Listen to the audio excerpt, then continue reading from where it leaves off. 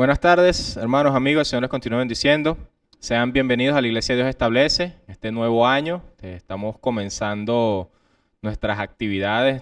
Bueno, tuvimos cultos la semana pasada, pero esta semana estamos haciendo lo que vendrían siendo las primicias de la Iglesia Dios Establece de este año en cuanto a actividades. Y estamos comenzando con un foro que está enfocado en el aprendizaje de lo que es la esencia del cristianismo, lo que somos como pentecostales. Creo que la gran mayoría de los que están aquí son pentecostales. Y los que no son pentecostales, bueno, pueden ver un poco de lo que nosotros como pentecostales es nuestra esencia. Y bueno, y a lo largo de los días se va a ir hablando de diferentes puntos que nos van a dar información sobre lo que es esto. Vamos a hablar el día de hoy un poco sobre lo que es la esencia del cristianismo a nivel macro, lo que es la reforma y la necesidad que había de la misma. Vamos a hablar el día de mañana sobre lo que es el origen del pentecostalismo y la esencia que define al mismo como un movimiento en sí mismo separado de otros movimientos protestantes y por qué es necesario este movimiento. Vamos a hablar el tercer día de lo que es la situación actual del pentecostalismo, es decir, se fundó más o menos en los inicios del siglo XX y ya después de un siglo de existencia, en qué estado se encuentra el pentecostalismo y qué retos afronta a futuro. Y los dos últimos días vamos a estar hablando, uno, de lo que es la necesidad de la intelectualidad dentro del Evangelio y principalmente nosotros como pentecostales vamos a llevarlo a la intelectualidad dentro del pentecostalismo y la necesidad de la espiritualidad dentro del Evangelio. Entonces, para dar inicio a todo esto, voy a presentar a las personas que me acompañan el día de hoy. Mi nombre es Abner Soledad, superintendente de la Escuela Dominical de la Iglesia Dios Establece. Me acompañan el hermano Sadiel Soledad, que es el primer vocal de la Escuela Dominical de la Iglesia Dios Establece. Hermano Israel Soledad, presidente de los movimientos de obreros de la Iglesia Dios Establece, y el hermano Juan Rivas, que es uno de los diáconos de la iglesia. Entonces, para dar inicio, le doy el micrófono, la dirección de esta primera parte al hermano Sadiel Soledad, que en esta primera parte es donde vamos a hablar de la esencia del movimiento cristiano. Buenas tardes, tengan todos, Dios les bendiga.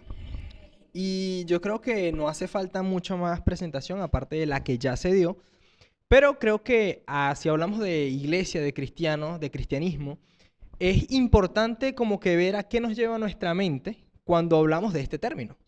Y quizá muchos de nosotros tenemos en la mente ese término, ¿no? De iglesia que nace por allá, del latín, que a su vez nace del griego, eclesia, que se refiere a una asamblea, se refiere a un grupo de personas que se reúnen con un objetivo en común.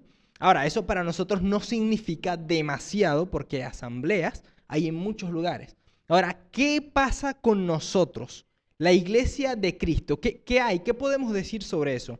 Y podríamos segmentar este asunto en algunas bases, algunos cimientos muy, muy importantes para nosotros. Y me gustaría que usted nos acompañe en esta tarde a tratar de desarrollarlos un poco. Y una de las primeras cosas de las que me gustaría hablar, que considero un punto muy, muy importante, y quizá podríamos remontarnos hasta aquella conversación que tiene el Señor Jesús con Pedro, cuando están hablando y él dice, mira, ya tú sabes quién soy yo, no te lo reveló ni carne ni sangre, yo te digo que tú eres Pedro y que sobre esta roca edificaré mi iglesia. Pero hay algo allí que nos debería llamar mucho la atención, que es uno de los principales componentes de lo que es la manera en la que podemos reconocer la iglesia. Y es que les dice allí que las puertas del Hades no van a poder prevalecer contra ella. Entonces, una de las primeras características que tenemos en la iglesia es la permanencia. La iglesia de Cristo, a pesar de cualquier cosa que pueda pasar, tiene una característica que el mismo Jesús dijo en su momento que permanece. Y de repente podríamos explayarnos un poco en eso, lo vamos a hacer, pero por ahora vamos a hablar, ¿no? Un poco de esa característica. Y si nos fijamos un poco, entre las primeras veces que se menciona la palabra iglesia, ya va ligada a este término que vamos a denominar esta vez permanencia. Ahora, no nada más Jesús lo dice.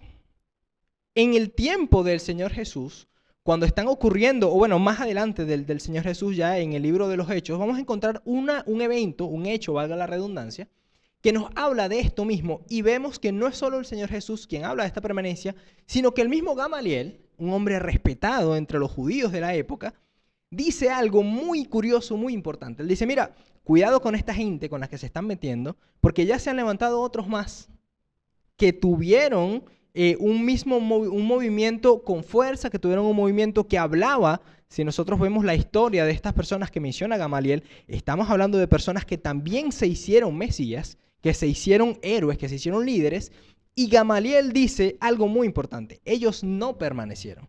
Ya estamos viendo en las primeras de cambio, una de las cosas que debería identificar a la iglesia, porque Jesús lo dice y además la historia lo confirma: la permanencia. La iglesia de Cristo a través del tiempo permanece, pero no solo en cuanto a estructura, sino que permanece también en cuanto a lo que es en sí misma. Es decir, si nosotros nos vamos, por ejemplo, al libro de Efesios, en su capítulo 2, que de hecho los que somos de acá, Dios Establece, conocemos Efesios 2:20, que dice que nosotros estamos cimentados en los apóstoles y los profetas, siendo la principal piedra del ángulo Jesucristo mismo. Ahora, esto también nos habla de alguna manera de permanencia. ¿En qué sentido?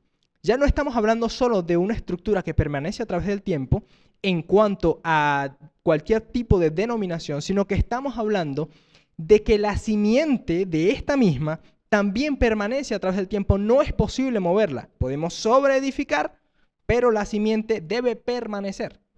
Volvemos a caer en el mismo asunto de la permanencia, lo que se mantiene a través del tiempo. Ahora, esto es solo una de las cosas y podríamos decir que es una de las que prela a todas las demás, porque nosotros hoy, año 2024, mes de enero, apenas comenzando el año, pero seguimos diciendo que somos cristianos y nos denominamos de alguna manera iglesia.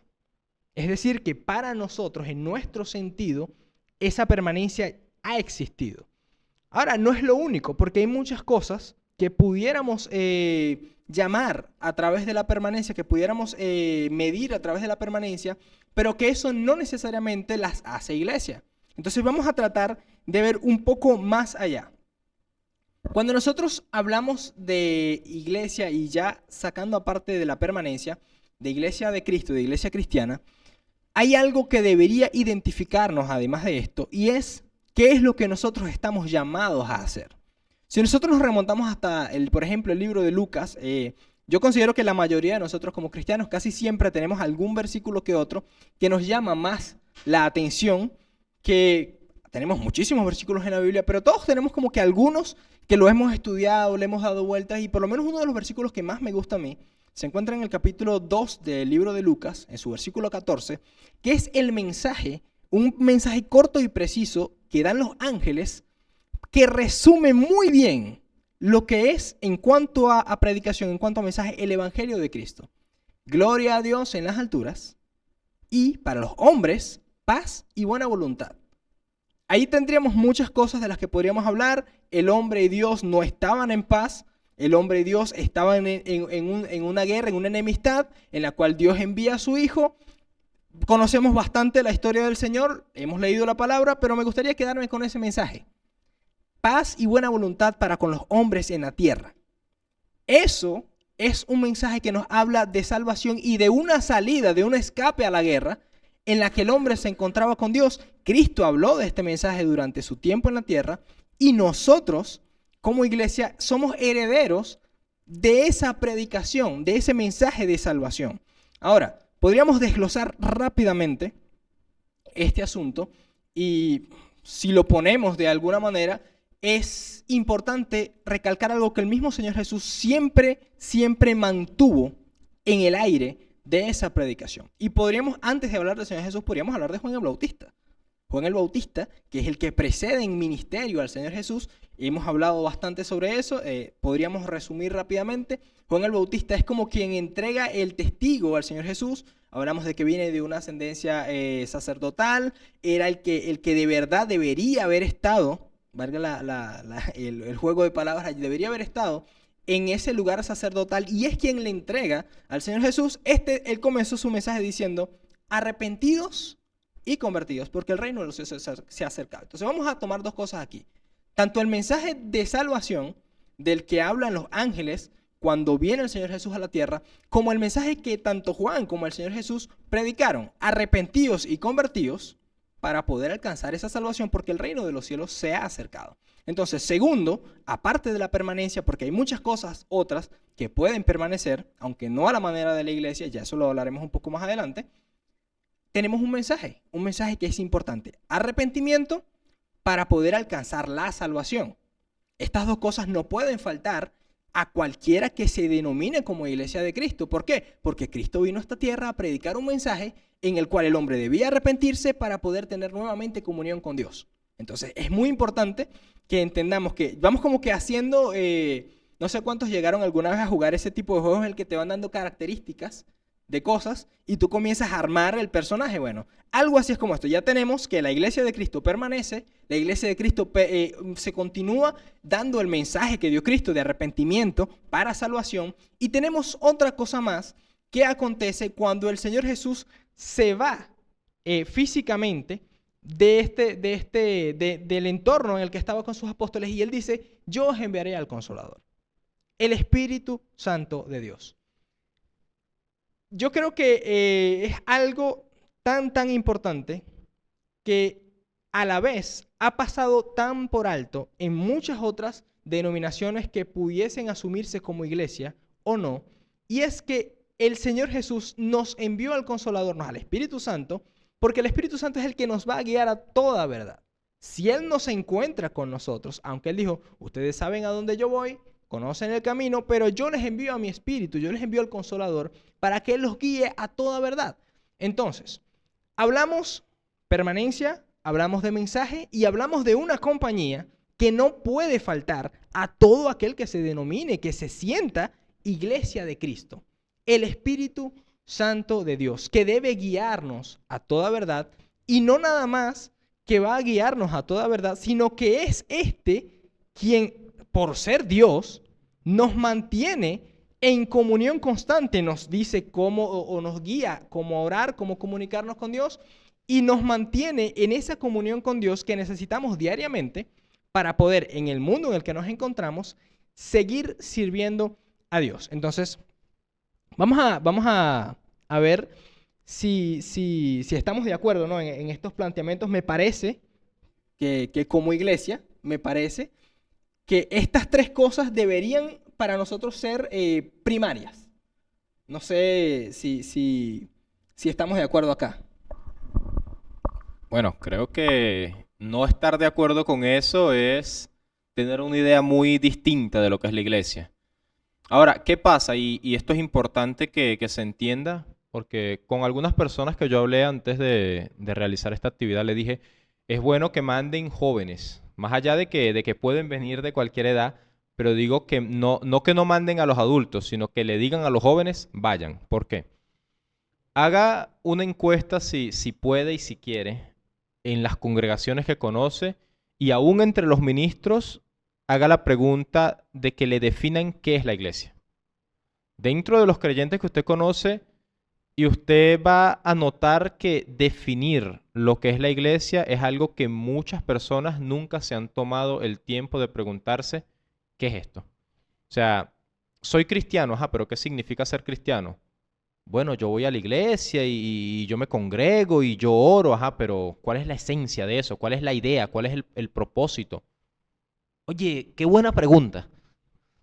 O sea, hay muy pocas personas, y lo digo de que yo lo he preguntado a muchas personas, y generalmente te dan respuestas muy de decirte un versículo, de citarte una frase, pero una idea no se tiene. Entonces, esto que está planteando Zaddiel, que no engloba la totalidad del Evangelio, porque si queremos englobar la totalidad del Evangelio, bueno, ni siquiera los 7 días de esta semana rinden para englobar todo lo que es la esencia del Evangelio, porque ni siquiera en una semana nos abarcaría para entender la carga de la caída. Para poder entender qué es lo que Cristo recuperó, tendríamos primero que entender qué perdió Adán. Pero viendo estos 3 puntos que está presentando Zaddiel, fíjense la idea de la permanencia, de algo que es y sigue siendo.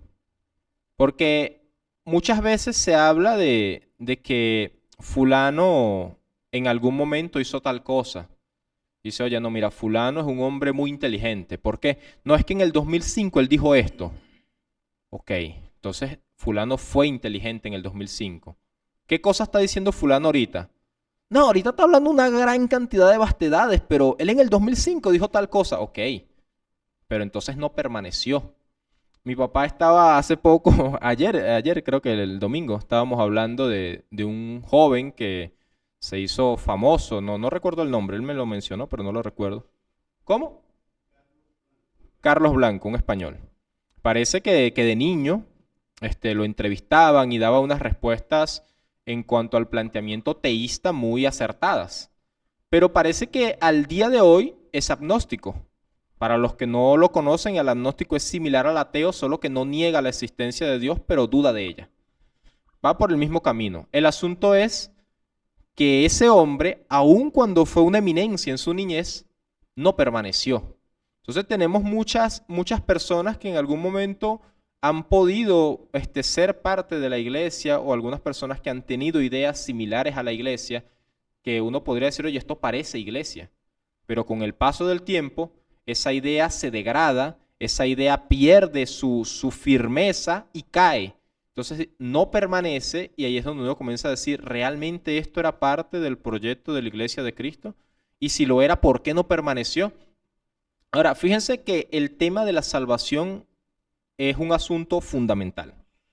Es un asunto que para nosotros poder ser cristianos tenemos que entender que éramos incapaces de llegar a algo por nosotros mismos. Y este es un asunto que aunque se mencione someramente aquí, va a ser de vital importancia en los próximos días, porque cuando hablemos del pentecostalismo, tenemos muchas cosas buenas, pero también tenemos personas que creen que por orar más que otros son más salvos. Y cuando hablemos de la intelectualidad dentro del cristianismo, aunque la intelectualidad tiene cosas muy buenas, también tenemos gente que cree que porque conoce más capítulos de la Biblia que otro, o porque ha leído más libros de teología, o porque ha estudiado más, es más salvo que otro. Entonces, fíjense lo importante de que ese punto de lo que es la salvación en sí misma. ¿Qué entendemos por salvación? ¿De qué fuimos salvos y cómo fuimos salvos? Es un aspecto fundamental de la esencia del Evangelio, entender cómo obra la salvación. Y nuevamente, al igual que en el primer punto, si nos ponemos a hablar de esto tendido, bueno, ya tendríamos que sacar un foro solamente para hablar de salvación, y de hecho lo estamos pensando, para hablar netamente de lo que son esos puntos. Pero la salvación en sí misma es un hecho que el cristiano que quiera ver el cristianismo sin salvación por medio de Jesucristo, sin duda alguna está viviendo un evangelio distinto al que presentaron los apóstoles y al que presentó el Señor Jesucristo.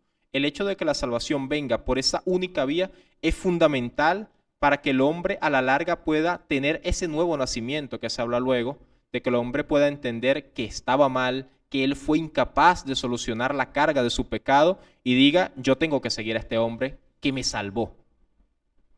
La idea es... Sí, pero algo muy importante creo que deberíamos destacar, y es, de repente no lo mencioné al principio, pero ahora que hablas de la salvación, el punto de la gracia. La iglesia de Cristo no es salva por obras, es salva por gracia. Y eso es algo que tenemos que tener metido entre las dos cejas. La iglesia de Cristo es salva por gracia, por la acción que hizo Cristo y nos da la salvación. Cualquier otra cosa que se salga de ese margen no puede ser iglesia de Cristo. Digo algo y pasas para este micrófono. Los que tengan preguntas se las pueden ir pasando a la hermana Nesli para no hacerlas como que cada quien vaya levantando la mano, para que a la hora de la grabación se pueda escuchar qué se preguntó. Entonces se comunican con la hermana Nesli, le hacen una seña o algo y se van anotando las preguntas que se van a responder en los últimos 15 minutos. ¿Usted tiene una? Con la hermana Nesli. Okay.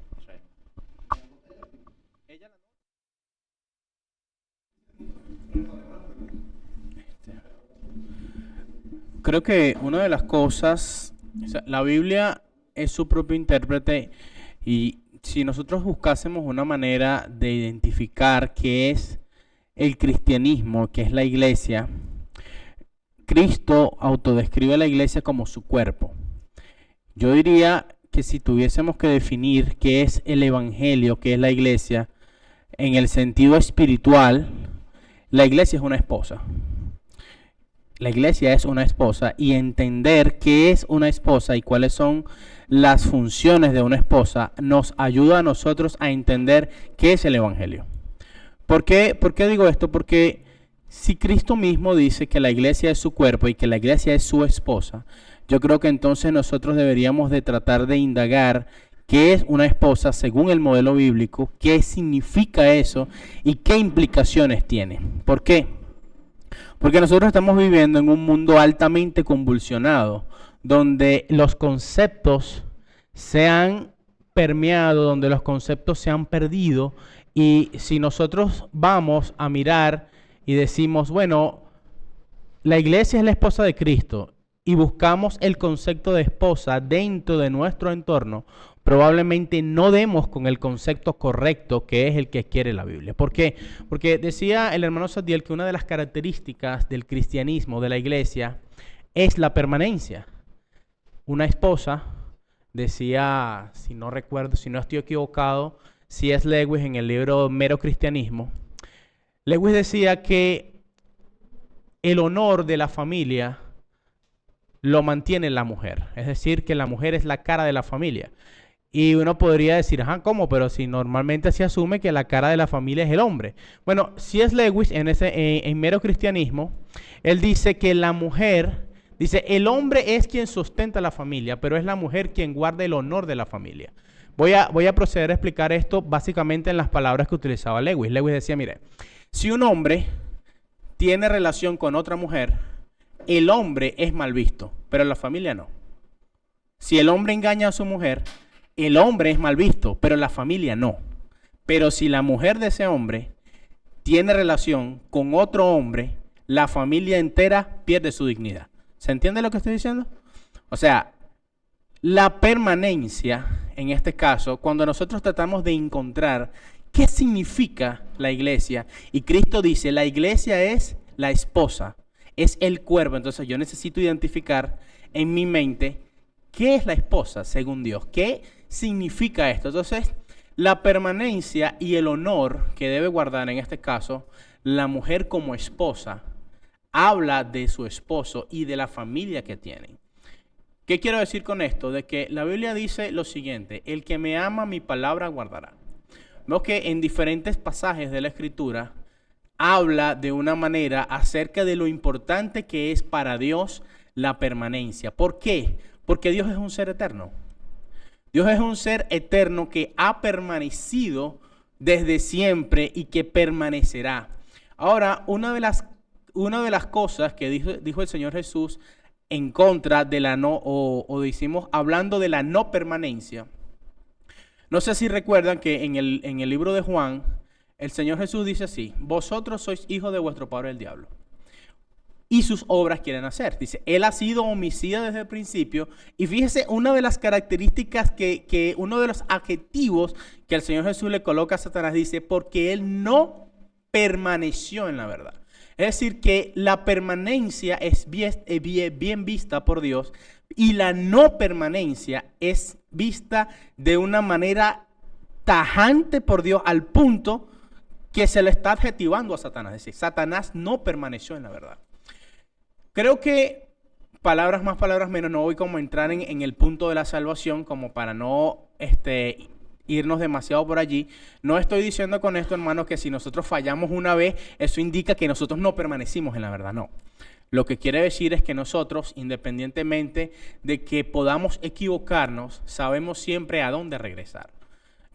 Yo puedo decir esto a título personal. Yo he podido equivocarme en muchas oportunidades y me he equivocado en muchas oportunidades y probablemente me seguiré equivocando en el futuro. Ahora, eso no indica que yo voy a apartarme del Señor Jesús. ¿Por qué? Porque yo permanezco en Él y su palabra permanece en mí. Y una de las características que el cristiano redimido por la sangre de Cristo tiene es que cuando enfrenta un problema no piensa en irse al mundo. O sea, mi solución no está en irme al mundo. Si yo estoy molesto con el hermano, independientemente, no le hablo al hermano hasta que se me pase. Y después voy con el pastor y soluciono el problema. Pero la solución no está en irme al mundo. ¿Por qué? Porque la Biblia dice así: nada podrá apartarme del amor del Señor. Y comienza a enumerar, dice, ni tribulación, ni hambre, ni pestilencia, ni el porvenir. No hay absolutamente nada que pueda apartarme del amor de Cristo. De manera que, volviendo a ese punto que estaba refiriendo de la iglesia, ¿qué es la iglesia? Es la esposa de Cristo. La esposa de Cristo permanece, independientemente de. ¿Por qué? Porque hoy tenemos figuras dentro del mundo cristiano. Ya que esto va para YouTube, no voy a mencionar el nombre de la susodicha porque luego pueden. Pero hay una llamada pastora muy famosa que ella se dedica prácticamente a predicarle a las mujeres. Y en su mensaje de empoderamiento, ella dice: deja a ese hombre. Manita, si no te sirve, bótalo. Una cantidad de cosas, no voy a profundizar en el punto, pero lo que estoy diciendo es que la esposa de Cristo, según la iglesia, según el pensamiento del Cordero, permanece. El pensamiento no es sal corriendo, no es abandona, no, el pensamiento es permanece. Ahora, hay otras características que ya voy a pasar el micrófono para continuar con la dinámica, pero me parece a mí que la imagen de la esposa representa en la totalidad lo que la iglesia es. Y muchas veces el hecho de que nosotros desconozcamos el planteamiento bíblico de lo que es una esposa nos hace desconocer cuáles son nuestras funciones o cuáles son nuestras obligaciones de parte nuestra hacia Dios. Dios le bendiga, hermano. Realmente, cuando nosotros escuchamos esto de permanencia, como decía nuestro hermano Abner también, y Sabdiel, Israel apoyando, ¿cuántas veces nosotros pensamos en algún momento pensar y decir, ¿qué es la iglesia? O sea, ¿qué somos nosotros? ¿Por qué estamos aquí? ¿Cuál es nuestra labor? ¿Cuál es nuestro deber? Y Sabdiel mencionó un punto, o mencionó un personaje importante, ¿no? Que es Juan el Bautista. Él llegó a preparar, ¿sí?, el camino. Vino a preparar el camino para Cristo. Cristo lo consolidó. Cristo comenzó, yo no digo que a hacer la iglesia, porque en el pensamiento de Dios la iglesia ya estaba desde el principio, sino que a restaurar esta iglesia. Entonces yo digo, es cuando Xavier menciona la palabra permanencia, que es lo que más hemos tocado ahorita, ¿no?, en este punto. Yo dije, oye, esto es ser, estar y no dejar de ser. Ser, porque en el momento que yo creo en Cristo, soy iglesia. Ser. Estoy en la iglesia. O sea, estar, y no puedo dejar de ser iglesia. Porque en el momento que yo obtengo y entiendo que yo soy iglesia de Cristo, o sea, yo tengo que decir, yo no puedo dejar de ser iglesia. O sea, en mi mente no cabe ya decir, no, vuelvo atrás. Como decía Israel, no. El hecho que pase un problema, que pase una flaqueza, yo no puedo volver atrás. Ya no puedo volver atrás. O sea, es como dice la Biblia, el que toma las riendas del arado no puede mirar atrás porque entonces no es digno. Y es lo importante de permanecer. O sea, es algo muy importante de que, ¿por qué soy iglesia? O sea, nos hemos puesto a pensar por qué usted es iglesia, por qué somos iglesia. ¿Qué estamos haciendo nosotros para permanecer como iglesia? Lo hemos pensado, lo hemos analizado.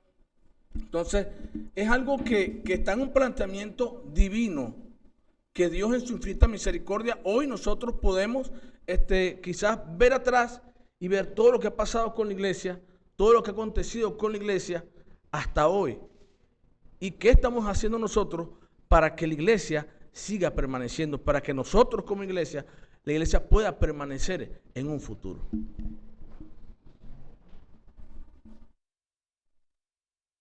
Sí, algo para antes de pasar a las preguntas, algo importante allí que cabe resaltar, ¿no? Usted decía hace un momento, volvíamos al tema de permanecer, pero hay algo allí que es importante tener en cuenta, y es que no es que se permanezca sin que haya ningún tipo de dificultad, sino de hecho que como decíamos al principio, las puertas del Hades no van a poder prevalecer contra la iglesia. A través del tiempo, los intentos porque la iglesia deje de ser han sido, están siendo, y déjenme decirle que van a seguir. O sea, la iglesia, como esposa del Cordero, como decía Israel, esa relación, y yo creo, yo no soy casado, pero aquí hay bastante gente que es casada, gente que se va a casar, y una persona que está en una relación, por ejemplo, si llega a haber una dificultad entre ellos, cuando uno de los dos, en vez de pensar en solucionar, piensa en separarse, ya el otro se alarma. En cuanto a esto, viene siendo igual. Dios no está interesado en echarnos a nosotros a correr. Pero a veces nosotros, en nuestro pensamiento, podemos llegar a eso y resulta que ya ahí estamos diciendo, pero ya va, ¿yo soy iglesia o no soy iglesia? Porque si yo soy iglesia, la solución siempre está hacia adentro, no hacia afuera. La solución siempre está en arreglar hacia adentro. Y, mire, incluso desde el principio, la iglesia sufrió de gente que quiso meterse, y Juan lo dice, mira, habían unos que estaban con nosotros, pero no eran de nosotros, aún allá. Imagínense hasta estas alturas. Entonces, las puertas del Hades no prevalecieron en aquel entonces. No prevalecerán, no están prevaleciendo actualmente y no van a prevalecer. Entonces, todo aquel que usted vea que deja que se permee la estructura que llamamos iglesia con las características que estamos hablando, ya nosotros podemos comenzar a descartar de allí, a decir, entonces como que no era. Así como dijo Juan, había unos que estaban con nosotros, pero no eran de nosotros. Entonces, hay que hacer un análisis retrospectivo a ver de atrás hacia adelante qué pasó en ese interín, si se permeó, entonces, sí, está bien, tenía razón, porque es que no era. Es bastante tajante, pero según lo que podemos ver, así funciona. Si hubo algún cambio en la estructura doctrinal de la apostólica, como dice Pablo en Efesios, ya ahí entonces estos no son, porque la estructura de la iglesia es esta. Ese tipo de cambios, ya que permean la estructura principal, entonces no son iglesia. Ok, si los que tienen preguntas, pásenselas pronto al hermano Elgi, que vamos a entrar en la etapa de las preguntas. Y bueno, quedan todavía muchas cosas por decir de lo que es la esencia del cristianismo, pero no tenemos el tiempo el día de hoy, ya casi pasó una hora. Y bueno, dijimos que los últimos 15 minutos iban a ser para las preguntas. Tengo por ahora 2 preguntas, pero voy a entrar con la segunda y dejo la primera para el final, porque la primera va a ser un poquito de spoiler del tema de mañana. Entonces voy a dejarla para el final. Igual la vamos a contestar, pero está más enfocada en el tema de mañana, pero de repente ustedes no pueden venir mañana porque tengan culto o algo. Entonces, bueno, la segunda pregunta dice así: ¿la iglesia tiene algún rol social o solo espiritual? No sé, el que desee contestarla. Creo que para hablar de eso tendríamos que ir obligatoriamente hacia el comienzo de los tiempos.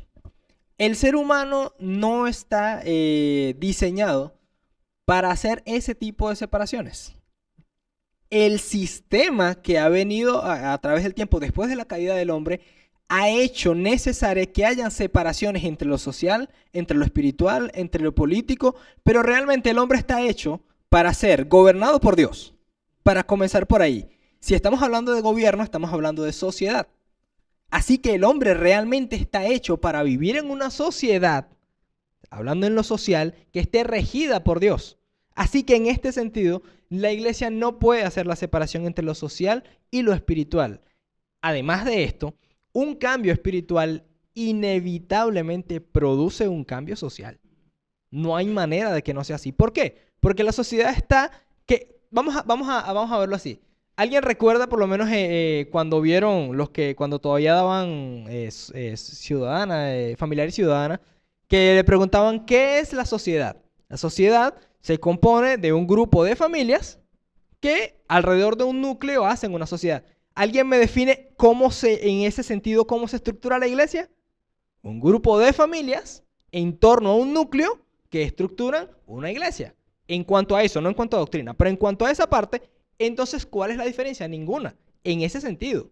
Entonces, la iglesia no puede salirse de un rol para pasar a otro. Un cambio religioso, un cambio de mentalidad espiritual, obligatoriamente produce un cambio en la sociedad. Entonces, no podemos desligar una cosa de la otra.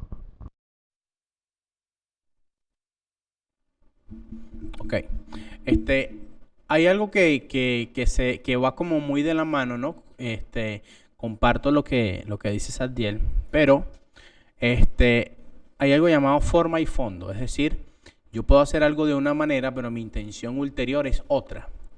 Entonces, nosotros como Iglesia de Jesucristo vivimos dentro de un mundo y evidentemente nosotros debemos ayudar a las personas de este mundo. Nuestro pastor siempre dice que la obra de Dios son seres humanos. Es decir, si yo digo, yo me dedico a la obra de Dios, bueno, evidentemente Dios no necesita que yo le dé un par de zapatos, ni Dios necesita y mi oración no es que va a hacer que Dios aumente de poder, no. O sea, la obra de Dios en la tierra son seres humanos, de manera que en esa parte estamos bien. Ahora, una de las cosas que ha siempre estado en debates teológicos milenarios es acerca de que el reino de Dios es en la tierra o no es en la tierra. ¿Por qué digo esto? Porque si bien nosotros debemos realizar actividades que puedan beneficiar a la comunidad, nuestro fin último es la salvación y la preservación del alma. ¿Qué quiero decir yo con esto? De que nosotros, y el Señor Jesucristo lo dijo, mi reino no es de este mundo. Es decir, nosotros podemos hacer actividades como iglesia de ayuda social, pero ese no es el principal objetivo. Y ese objetivo no se equipara a la importancia espiritual que tiene la iglesia. Porque, vuelvo y repito, la iglesia debe hacer funciones que ayuden a la sociedad, pero ese no es nuestro principal objetivo. ¿Por qué? Porque nosotros estamos esperando la venida del Señor. Y hay un planteamiento que están haciendo algunos predicadores, televangelistas. Hay algunos evangélicos que quieren que venga el rapto. Y escuché en una oportunidad, no recuerdo quién fue el expositor, que catalogó de ratas saltando de un barco que se hunde. Dice, hay algunos cristianos que parecen ratas saltando de un barco que se hunde, pidiendo que Cristo venga cuando el mundo está en esta condición. Hermano, nosotros no vamos a salvar el mundo. No hay forma posible de que usted y yo salvemos el mundo. Nosotros rescatamos personas de este mundo, pero el mundo no lo vamos a salvar. La Biblia dice que este mundo está reservado para el fuego. De manera de que si bien nosotros tenemos una función en ayudar a las personas de este mundo, esa no es nuestra principal función, porque este mundo está reservado para el fuego. Este mundo va a ser destruido y nosotros vamos a ir a otro lugar. Ahora, ¿qué digo yo en contra de estos televangelistas que catalogan al que espera la venida de Cristo como rata saltando de un barco? Bueno, la iglesia dice así, la Biblia dice así, que el Espíritu y la novia dicen, ven Señor Jesús. Y el que oiga, diga, ven Señor Jesús. Y dice la palabra del Señor que el que no amare la venida del Señor sea anatema. Y anatema es maldito. De manera que es muy grave, es una línea muy, muy difícil de manejar, en que yo he conocido muchas personas que son cristianos, comienzan a hacer un tipo de labor social que es bueno, pero llega el punto en el que se deslindan de lo espiritual para abocarse netamente a lo social, y eso es un error en el que la iglesia no puede caer.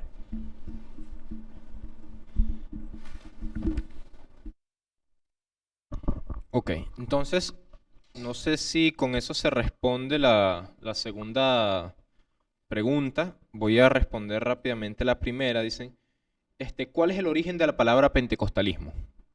Bueno, pentecostalismo es una forma de hacer algo relacionado a lo que pasó en el día del Pentecostés. O sea, el castellano tiene muchas palabras y el caballero que sabe mucho de idiomas fue el pastor Josué, para los que no lo conocen.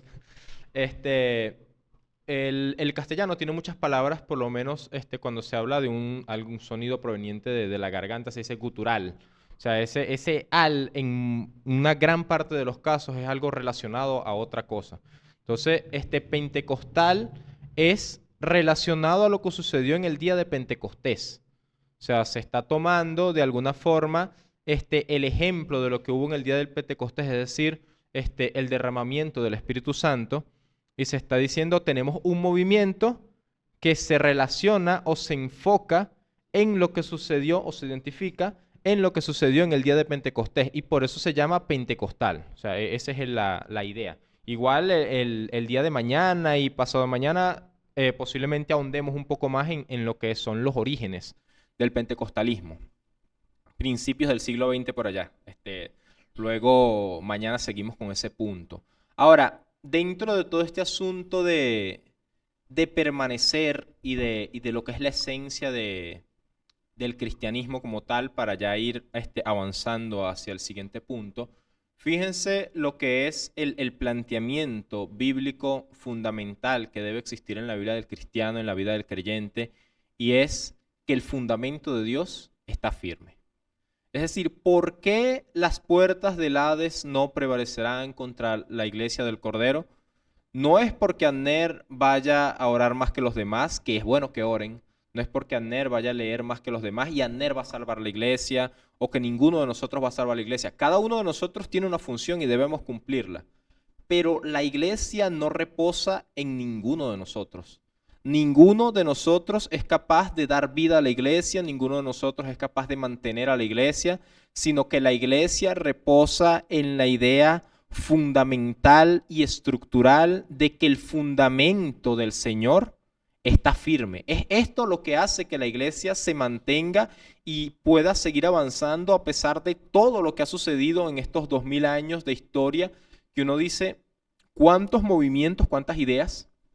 Como decía Gamaliel, oye, mira, se levantó Teudas y lo siguió mucha gente y esto, se murió Teudas y no duró. Se levantó Judas en Galilea y arrastró tras de sí mucha gente, pero muerto Judas, se acabó el bochinche. Pero mataron al Señor Jesucristo, el Señor Jesucristo resucitó, han pasado 2000 años y el mismo evangelio que comenzó en Jerusalén hace 2000 años sigue siendo anunciado en todos los lugares del mundo para salvación y transformación de la vida de las personas. ¿Por qué? No porque los hombres, no porque los apóstoles hayan sido grandes, porque los apóstoles murieron. No porque los padres apostólicos y toda esa gente que vino después de ellos hayan sido grandes, porque murieron. Y no por el trabajo que estamos haciendo nosotros, que sin duda es importante y siga trabajando. Pero la esencia de todo esto es que el fundamento del Señor está firme. Ahora, una vez que analizamos lo que es la esencia de la iglesia, damos un viaje de 1500 años aproximadamente para analizar lo que fue la reforma y las necesidades que había de la misma y en qué momento surge el movimiento protestante, todavía no el pentecostal, sino lo que entendemos por cristianos evangélicos en separación de los cristianos católicos, porque los católicos también se denominan cristianos. Y bueno, para eso doy el pase al hermano Juan Rivas.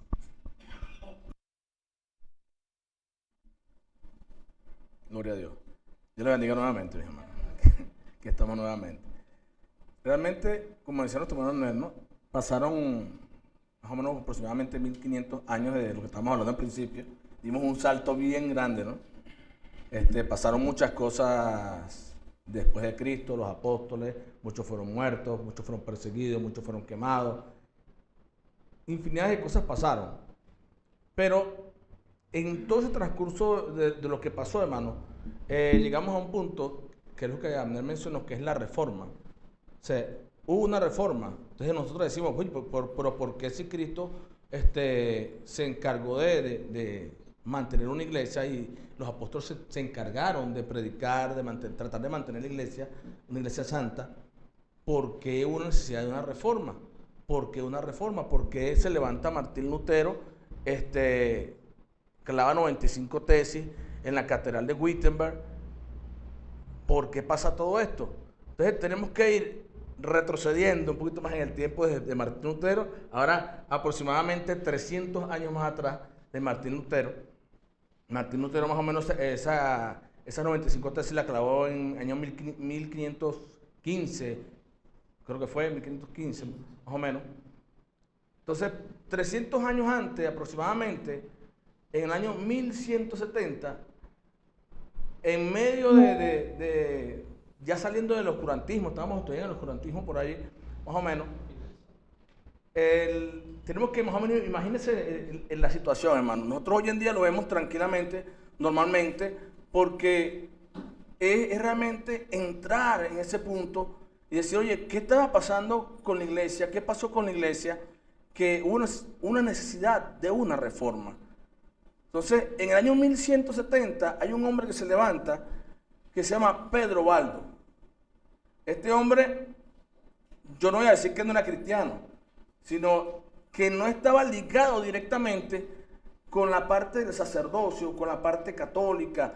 Él era un mercader, era un hombre muy rico. Sí, dice la historia que este hombre era muy rico. Y como mercader, él estaba, lo que se cuenta, es que él estaba con un amigo de él, un amigo cercano, y al parecer lo vio morir. Es una de las partes que cuentan. Lo vio morir, y al verlo morir, dice que fue conmovido él, y entonces comenzó a pensar, ¿qué está pasando con la vida del hombre? ¿Qué va a pasar con la vida del hombre? O sea, ¿qué le espera al hombre ahora, después que muere? Y otros dicen, otra parte de la historia dice que él oyó fue un canto espiritual de un juglar que pasaba, un itinerante que iba de ciudad en ciudad, iba cantando, y esa canción le tocó el corazón. Y él comenzó a buscar la respuesta de lo que él tenía para ver, cómo hacía él para encontrar la salvación, para encontrar el camino. Y comenzó a leer la escritura. El gran problema que él tenía era que él no dominaba mucho el latín. Y al no dominar el latín, este hombre se encuentra en una diatriba, o sea, no puedo leer la palabra, no puedo leerla, tengo que buscar a alguien que me pueda traducir las escrituras. Y él va y consigue dos personas que eran estudiosos, dos personas estudiantes de la universidad, y él le traduce las escrituras al idioma de él. No le dije de dónde era Pedro Baldo. Pedro Baldo era de Lyon, o sea, en Francia. Y al ser ella, entonces le traducen la escritura al francés, ¿verdad? Recordemos que este tipo de traducción era a mano. No existía todavía la imprenta. Todo se hacía a mano. Y tenía que hacerse correctamente todo. Y él, cuando comienza a leer las escrituras, comienza a predicar. Y habla con un sacerdote amigo de él. Y el sacerdote le comienza a hablar lo que es la escritura. Él comenzó a buscar respuestas. Y le dice, mira, la respuesta está en el joven rico. Él comenzó a hablar del joven rico. Yo lo busco en los evangelios. Vamos a buscar Lucas 18, 22. No lo lean, o sea, no lo busquen ahorita. Manténganlo ahí. Lucas 18, 22. En donde el Señor le dice a este joven rico, le dice, bueno, vende todo lo que tienes y dalo a los pobres. Este hombre, Pedro Baldo, se agarró de estas palabras que el Señor había dicho. Y dice, oye, entonces yo tengo que ser pobre. Pero él tenía una esposa y tenía dos hijas. ¿Qué hace este hombre? Que es lo que me llamó mucho la atención, hermano. Él sintió el llamado de parte de Dios y él aparta de su riqueza, le da a su esposa y a sus hijas para que puedan vivir tranquilamente. Pero él, lo demás que tenía, va y se lo da a los pobres. Comienza a hablar a los pobres, comienza a predicar a los pobres. Y este hombre llamado Pedro Baldo se metió, yo no voy a decir que se dedicó, como anda por ahí un teólogo, el teólogo de Colombia, creo que él dice que él fue llamado a ser un indigente, ¿no? Pedro Baldo no fue llamado a ser indigente, fue llamado a predicar la palabra, ¿sí? Exacto. Entonces Pedro Baldo tenía todo un dinero, era rico, pero se dejó esto a un lado por servir al Señor, porque él vio lo que estaba arriba, o sea, los curas, los sacerdotes que estaban allá en eminencia, y comenzó a predicar, hermano, algo que estaba prohibido para la fecha. La palabra comenzó a predicarla en el idioma popular, en el idioma vernáculo, en el idioma del pueblo. Esto significa que la gente comenzó a llegar, comenzó a tener personas que comenzaron a seguirle, y entonces comenzaron a decirle los pobres de León, o sea, los pobres de esa ciudad. Luego, más adelante, después que sigue predicando, le comenzaron a decir los valdenses por Pedro Baldo. Entonces, cuando vemos todo esto, la Iglesia Católica no le gustó para nada esto, y había un cura, que no quiso que él siguiera predicando y hicieron un edicto en el cual no podían predicar las personas que eran laicos. Tenían que tener estudios porque no les gustaba que una persona que no tuviera estudios pudiera predicar la palabra y tuviera adeptos a esta predicación. Pero un papa, él fue donde el papa y el papa le dio a él un voto de pobreza en el cual él podía seguir predicando. Pero al pasar el tiempo, este papa termina este papa muere y queda otro en el lugar de y ahora a él le dicen, ya no puedes predicar más, no puedes seguir predicando, hacen otro edicto, y él, por predicar la palabra con los hermanos, le dicen, no puedes predicar, y es excomulgado de la iglesia, y tanto así que lo sacan de la ciudad. Luego la historia dice que este hombre muere, y al morir él, no muere con él lo que él había hecho, sino que los valdenses siguen predicando la palabra, siguen multiplicándose por parte de Europa. Después de él, hermano, viene unos años después, en el año 1346, un hombre llamado John Wycliffe, o John Wycliffe, ¿sí? Este hombre comenzó a estudiar la palabra en la Universidad de Oxford. Desde que comenzó a estudiar, fue tomado en cuenta que él, en la filosofía y en la teología, se destacó y comenzó a dar clases. Voy a tratar de acelerar el paso. Y este hombre, hermano, pues lo que pasa es que son hombres que uno tiene que tomarlos en cuenta. ¿Por qué una reforma? ¿Por qué una reforma? Y vemos lo que ellos estaban haciendo. Y Wycliffe comenzó también a predicar en el idioma del pueblo, que era lo que ellos comenzaron a hacer, era predicar para que las personas entendieran, para que el pueblo entendiera, que era lo que Cristo hacía. Cuando Cristo predicaba, él se llegaba al pueblo, comenzaba a hablar al pueblo, pero ya la iglesia había dejado de predicarle al pueblo. O sea, le predicaban en el latín. ¿Quién entendía latín en ese tiempo? Únicamente las personas ricas, los adinerados, pero el pobre no podía obtener acceso a ese idioma. Entonces le era difícil al pobre poder entender las escrituras. Pero estos hombres, lo que fue Pedro Baldo, John Wycliffe, se dedicaron a enseñarle al pueblo las escrituras.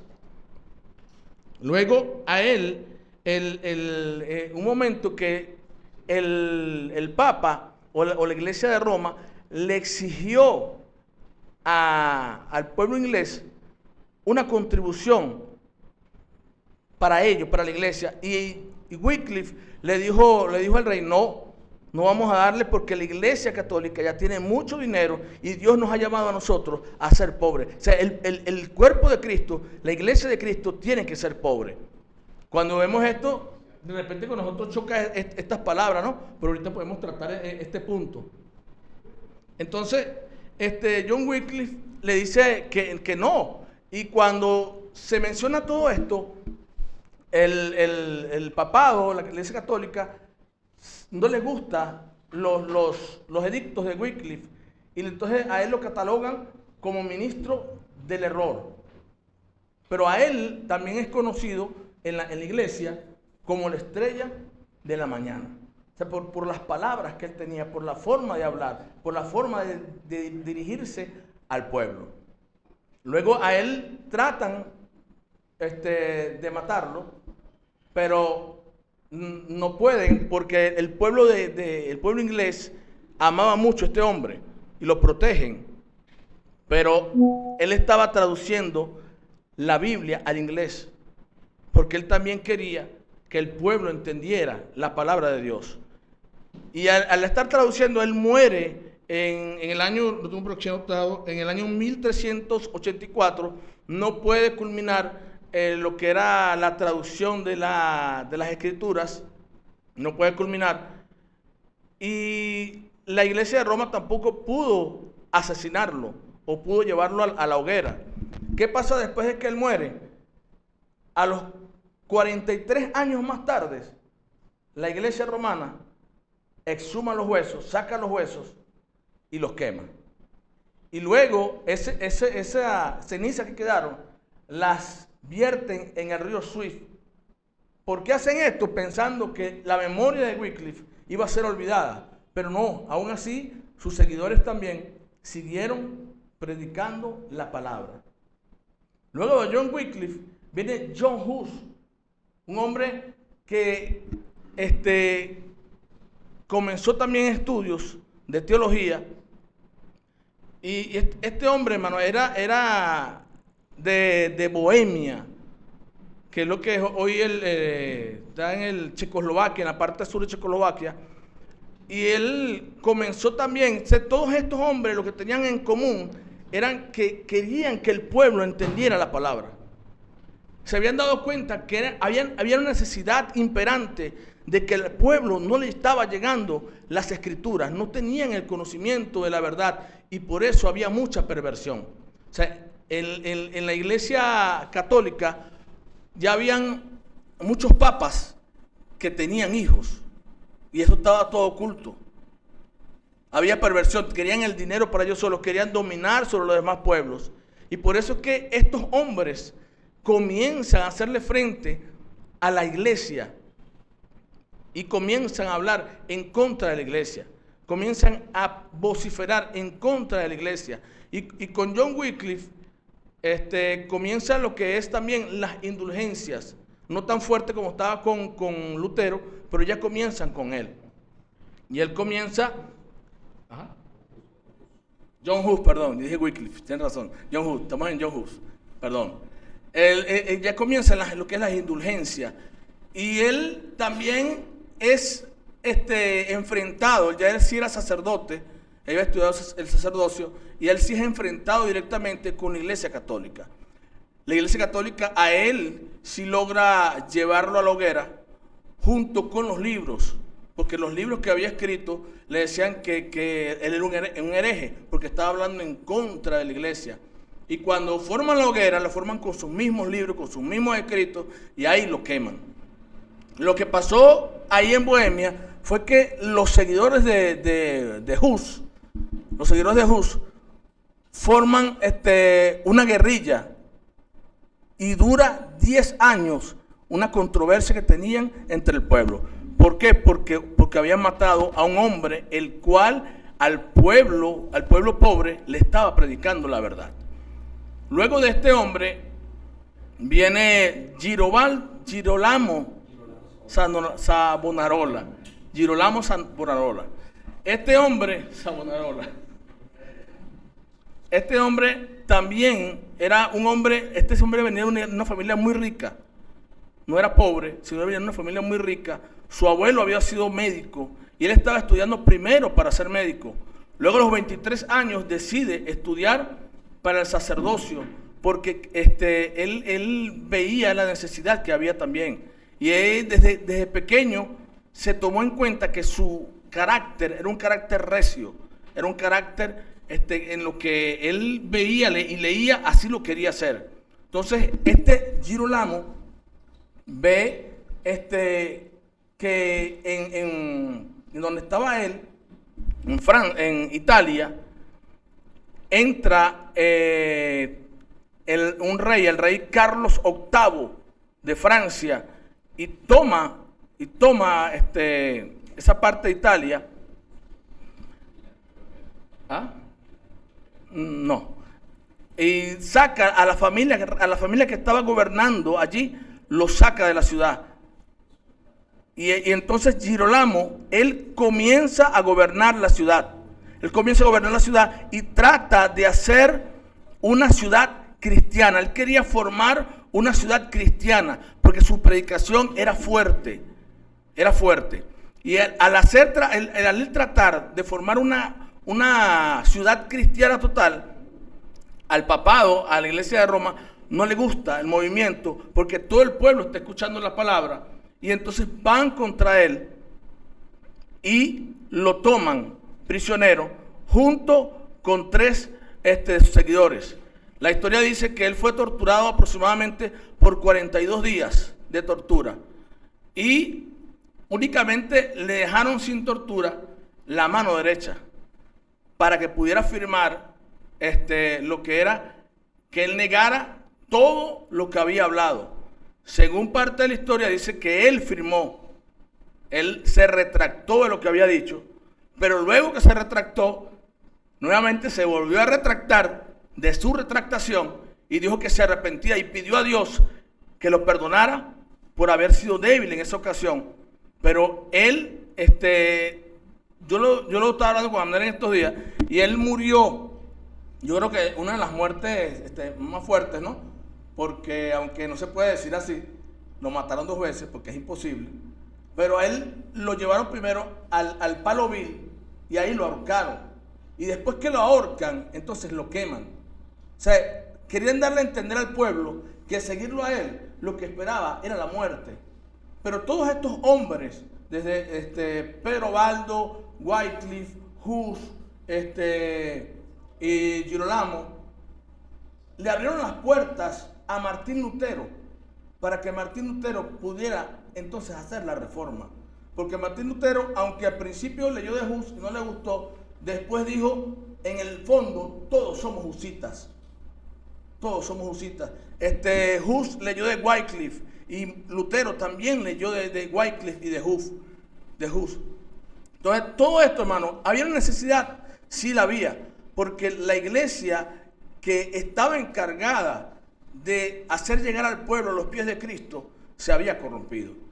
Ya la visión que tenía la iglesia no era la que está realmente plasmada en el Evangelio, lo que el Señor quería para la iglesia. El Señor quería que la iglesia predicara el Evangelio, anunciara a los pobres para que vinieran a Cristo, pero la iglesia católica se encargó más bien de que las personas se fueran alejando. Y de allí entonces es lo que viene, lo que es la bula papal, las indulgencias en el tiempo de Lutero, y que Lutero se levanta con las 95 tesis. Hay algo que quiero mencionar ya para entregar, lo de las, que hay algo que son las 5 solas, ¿no? Que en ese tiempo no se mencionaban como tal, pero los pre-reformadores y los reformadores la llegaron a usar.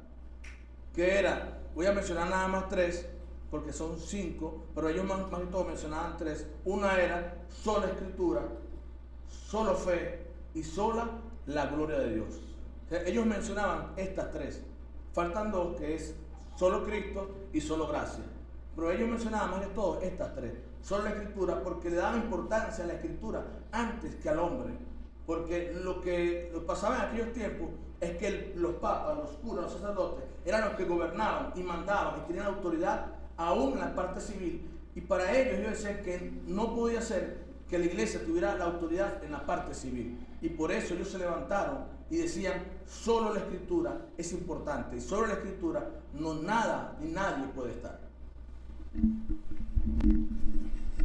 Una de las cosas que me llama la atención respecto a la necesidad que ve la reforma, y veníamos hablando anteriormente acerca de lo que era la esencia del cristianismo, la esencia de la iglesia, y hablábamos precisamente de esa permanencia que califica a la iglesia, y esa iglesia perdió esa permanencia. ¿Cómo perdió la iglesia esa permanencia? Bueno, yo pudiera como decirlo así por encimita. Luego de que la iglesia fue perseguida durante aproximadamente 300 años, más de 300 años, o no perseguida 300 años, o sea, la iglesia realmente no fue perseguida 300 años, pero más o menos en el año 300 y algo, cuando viene Constantino, que Constantino hace una anexión de la iglesia por motivos políticos al Imperio Romano, entra parte de lo que se hizo, de lo que se habló en las preguntas del tema que acabamos de culminar, es decir, esa dualidad que existe entre lo religioso y lo social. ¿Por qué? Porque la predicación del evangelio que trajo Juan el Bautista, que continuó Jesucristo, y los apóstoles, que era arrepentidos y convertidos porque el reino de los cielos se ha acercado, se comenzó a asumir como que, bueno, pero el reino ya llegó. O sea, vamos a quizás nosotros desde la historia, acá 2000 años, 1700, 1600 años después, podemos juzgar con dureza a los cristianos que recibieron las reformas de Constantino, pero nosotros no éramos los que estábamos siendo perseguidos, no eran nuestros hijos ni nuestros familiares los que estaban picando, de manera que es como un poco cruel juzgar la historia de lo que hicieron aquellos hombres en aquel momento. Pero ¿cuál fue el resultado? Que bueno, que una iglesia que había mantenido su fuego a través de la persecución, se había mantenido en cuanto a lo que dice la palabra, comenzó a anhelar cosas distintas a la gloria de Dios. Comenzó a anhelar cosas diferentes a que Dios fuera glorificado y a que las almas fueran salvadas, y comenzó a anhelar cosas de este mundo. Comenzaron a ansiar el poder, comenzaron a ansiar la gloria. ¿Por qué? Porque ¿quiénes fueron los principales que se unieron a la iglesia? Filósofos, personas que tenían mucho dinero, y comenzaron a ver la iglesia como un trampolín de poder, y se comenzó a desvirtuar la esencia del evangelio. Ahora tuvo que venir Lutero, y no solamente Lutero, como por lo menos el último de los que se estaba hablando, que era Savonarola. ¿Quién excomulga a Savonarola? Los que pueden conocer un poco de la historia, a Savonarola lo excomulga el Papa Borgia. Y el Papa Borgia fue la cúspide de la putrefacción dentro de la Iglesia Católica. O sea, el papa de los papas malos, el más malo de los que han sido malos, Borgia era ya el estado de putrefacción que había dentro de la Iglesia Católica. Era tal que ya, como decía, tenían hijos. Bueno, de hecho, ya abiertamente Borgia tenía hijos. Y no estoy con esto defendiendo el voto de celibato, sino que ya que la Iglesia Católica había planteado eso, ellos no lo estaban cumpliendo. El dinero era para ellos. Había una cantidad de irregularidades dentro de la Iglesia Católica que obligaron a estos hombres a levantarse contra ese planteamiento. Ahora, yo digo, lo que pasó en la Iglesia Católica es exactamente lo mismo que pasaba en los tiempos de Jesús. O sea, pues nosotros estamos hablando de la reforma de la Iglesia Católica, pero si nosotros nos vamos un poquito más atrás, ¿qué fue lo que hizo Cristo cuando llegó? Él hizo una reforma. ¿Por qué hizo una reforma? Bueno, porque había pasado con los fariseos y con los saduceos lo mismo que estaba pasando con la Iglesia Católica. Se inventaron leyes y se inventaron edictos que se sobreponían a los mandamientos naturales que Dios había establecido. Es necesario que haya una reforma. ¿Por qué? Porque la Biblia, y es lo que decía el hermano Juan ahorita, una de las 5 solas, que es la sola escritura, se había puesto a un lado, y lo que privaba eran los edictos papales, las bulas papales, los concilios. Por eso cuando Martín Lutero en la dieta de Worms lo interrogan y le traen todos los libros y le dicen, tú te arrepientes y tú te retractas de todo lo que escribiste. Martín Lutero dice, mira, dame un tiempo para pensarlo. Y luego, y entiéndase que esto no era solamente un tema religioso, eso fue un tema político que incluso desencadenó unas cuantas guerras más adelante. Pero Lutero dice, mira, si no me convencen por la escritura o por la lógica, yo no puedo y no quiero retractarme, porque uno no debe ir en contra de la conciencia. Y él dice, a no ser que me convenzan por la escritura o por la lógica. ¿Por qué? Porque no confío en los papas y porque no confío en los concilios, porque a menudo han demostrado que se equivocan. Hermano, si nosotros analizamos la reforma y lo vemos como algo ya que ha pasado prácticamente 600, van 500 y tantos años de la reforma, lo vemos como algo lejano. Pero si nosotros analizamos la realidad del evangelio que se está viviendo hoy en día, no es un evangelio sola escritura. No es un evangelio solo Deus Gloria. ¿Por qué? Porque la mayoría, y yo he dicho esto en muchas oportunidades, la mayoría de los evangelistas que se están levantando hoy en día no practican principalmente solo Deus Gloria, que es solo la gloria de Dios, y sola escritura. Usted puede ver cualquier cantidad de cosas dentro de esas predicaciones, menos la exaltación de la gloria de Dios y la sola escritura. Ahí te pueden hablar de cualquier cantidad de cosas motivacionales, que tú puedes, que tú eres, que tú fuiste, que tú lo alcanzas, que tú lo logras, que yo lo decreto, que Dios me lo dijo. Menos eso te mencionan un versículo por equivocación si se tropiezan con la Biblia cuando están leyendo. Pero no te mencionan la escritura absolutamente para nada. Y la ejecución de su predicación no lleva al oyente a la gloria de Dios. ¿Por qué? Porque no están buscando la gloria de Dios. Y eso fue una de las necesidades imperantes de que hubiera una reforma. Ahora yo digo, nosotros estamos parados acá 2000 años después de la muerte del Señor Jesucristo y muchas veces, muchos de los creyentes y a veces nosotros dudamos, ¿por qué estamos aquí? ¿Qué representamos nosotros en la tierra? O sea, ¿cuál es nuestra función dentro del mundo? ¿Para qué estamos nosotros como iglesia y qué representamos? Porque a menudo nosotros necesitamos pararnos y decir cosas que están en la Biblia que a medida que los tiempos van avanzando, vamos a ser más mal vistos por decir lo que nosotros tenemos que decir, pero debemos asumir la consecuencia por lo que tengamos que decir. No sé si se me entendió ahí el juego de palabras. ¿Por qué digo esto? Porque, hermano, actualmente ya en diferentes países del mundo han condenado, incluso concilios han excomulgado a pastores porque no aceptan matrimonios entre personas del mismo sexo. Hoy en día, 2024, comenzando este año, todavía a muchos de los cristianos hablar de esto los escandaliza. Pero si nosotros no ponemos un alto y levantamos una bandera, como dice la Biblia, que la iglesia es columna y baluarte de la verdad, y si nosotros no estamos dispuestos a sufrir lo que se tenga que sufrir para defender las verdades que se tengan que defender, el día de mañana las mentiras que hoy son incipientes, mañana van a ser una verdad. ¿Por qué? Porque una mentira es una mentira en tanto la mayoría piensa que es una mentira, pero cuando la mayoría comienza a asumir eso como una verdad, no es que la verdad en sí misma deje de serlo, pero en la mente de las personas deja de ser una verdad. Entonces, el evangelio que Cristo y los apóstoles predicaron, habían pasado tantos años que ya se estaba hablando en latín. Digo, ¿cuál es la necesidad de hablarle a un pueblo en latín? ¿Cuál es la necesidad? Que no entiendan. Era llevar el evangelio a un estatus en el que no se pudiese entender la palabra del Señor. Entonces, yo puedo pensar, y en estos días debatía con un amigo respecto a la forma de predicar. Él dice que se debe ser, ¿cómo es que? Que se debe ser un orador. Y yo le digo, mira, discúlpame, tú eres mi amigo, yo te quiero mucho, pero es que yo no fui llamado a ser un orador. Yo fui llamado a ser un predicador del evangelio. Y el predicador del evangelio debe comunicar las verdades del reino de Dios. Y es tal la necesidad de eso que cuando vino el día de Pentecostés, habían gente de diferentes países. Y Dios no le dijo a los apóstoles, predica en chino y que ellos aprendan chino. No, Dios les dio lenguas como de fuego para que cada uno hablase en el idioma que esas personas tenían que entender.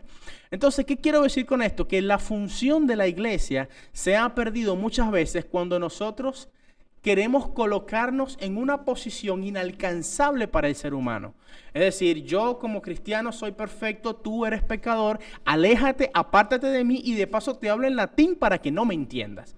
No sé si se comprende más o menos parte de lo que estoy diciendo. Bueno, la esencia del evangelio, la función del cristianismo es que las almas sean y se reconcilien con Dios. Esa es nuestra función. Nuestra función no es darles a entender que en Cristo hay solución para todos tus problemas. Nuestra función no es darles a entender que si tú vienes al Señor, tu mujer no te va a dejar, tus hijos no te van a dejar, que vas a tener un carro, que vas a tener una casa. Esa no ha sido nunca la función de la iglesia. Esa no va a ser la función de la iglesia. Y cuando Cristo venga, Él no va a pedir cuentas respecto a cuántos carros tuviste, sino a qué hiciste con los talentos y con los dones que el Señor nos entregó.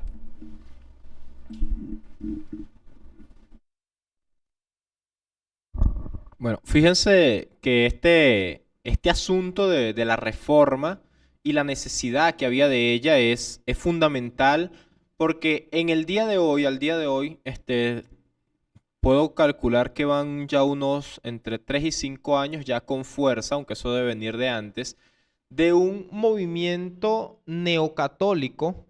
No sé cuántos lo han notado, de repente algunos pastores, algunos ministros que investiguen bastante lo han notado, pero está viendo lentamente un nuevo auge del catolicismo. Es decir, el catolicismo le tomó más o menos 500 años recuperarse del mamonazo que significó la reforma, pero el catolicismo ya está comenzando a atacar y han tomado muchas de las formas del cristianismo. Predican en las calles, hacen células, predican en el idioma de las personas. Y cuando hablo del idioma de las personas no es nada más que hablan en español, sino que te hablan en un lenguaje coloquial, mira chamo, ¿qué tal? Que tú necesitas, que llégate. O sea, en términos donde la gente se siente cómoda, cosa que el catolicismo no hacía antes y por lo cual el cristianismo tenía una ventaja enorme, principalmente en lo que es Latinoamérica.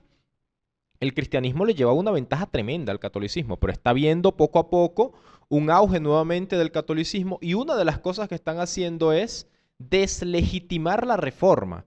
Están tratando de hacer ver la reforma como una locura de un grupo de personas que quisieron rebelarse contra una iglesia unida. Entonces es importante entender qué fue la reforma, cómo sucedió y que nosotros no separamos una iglesia, sino que un grupo de personas corrompidas que se habían apropiado de lo que Dios había creado, expulsaron a las personas que estaban pidiendo que se solucionaran los problemas, porque el asunto es este. Lutero no estaba diciendo, vamos a crear otra iglesia. Lutero pidió, solucionemos los problemas que tiene la iglesia. ¿Qué dijo el Papa? Bueno, mira, te vamos a matar, ¿oíste? O sea, literalmente Lutero no muere porque lo salvan, pero la decisión que toma el concilio es, oye, este hombre hay que matarlo. O sea, Lutero está diciendo, mira, no podemos vender la salvación. Porque fíjense al punto que estamos llegando de que Cristo dice, oye, Nicodemo, te es necesario nacer de nuevo. Pero la Iglesia Católica le estaba diciendo al hombre, mira, ni siquiera hace falta que te arrepientas en vida. Tú te mueres y tu familia nos da una platica y tú te vas para el cielo. O sea, fíjense cómo estamos llegando de un punto donde se le está diciendo a un hombre que tenía toda su vida estudiando, buscando de Dios, y Cristo le dice, te falta. A un punto donde le están diciendo a un hombre, mira, usted no necesita ni leer la Biblia en vida. O sea, para empezar, la Biblia no está en tu idioma. No te pongas a inventar mucho de que la vas a leer, que no la vas a entender. Para continuar, tampoco es que te haga falta, vale, quédate quieto. Es más, usted pone la plata antes de morirse, usted deja su indulgencia paga y usted se muere cómodo. Y decía, el planteamiento era que la moneda, o sea, ellos tenían su cajita, su urna, su arca. Apenas la moneda tocaba el fondo del arca y ¡cling! Listo, el alma saliendo del purgatorio. O sea, literalmente ese era el asunto. Entonces la gente, el mundo en general, porque estamos hablando de que en ese año, fíjense lo importante de esto, en el año 1500 estamos hablando de una iglesia que domina el mundo. O sea, no estamos hablando de cuando Pablo va al Areópago y tiene que discutir con unas personas que tienen toda su vida adorando a Zeus, adorando a Atenea, adorando a Apolo. No, estamos hablando de personas que ya nacían como se nace hoy en Venezuela. O sea, un niño hoy nace en Venezuela y aunque no sea cristiano por religión, lo es por cultura. Es decir, cuando alguien en la iglesia dice Dios guarde, no está queriendo decir que Alá lo guarde, no está queriendo decir que Bismut lo guarde, no está queriendo decir que ninguno de esos dioses lo guarde, le está queriendo decir que el Dios cristiano lo guarde. Cuando alguien dice ni Dios lo quiere, está diciendo ni el Dios cristiano lo quiere, es decir, hay un cristianismo cultural. Entonces, esas personas en el año 1500 ya nacían en un cristianismo cultural. Entonces, esas personas que nacían en un cristianismo cultural estaban perdiendo totalmente la esencia de lo que Cristo había presentado, de lo que los apóstoles habían presentado, cuando Jesús le decía a las personas, oye, mira, te es necesario nacer de nuevo.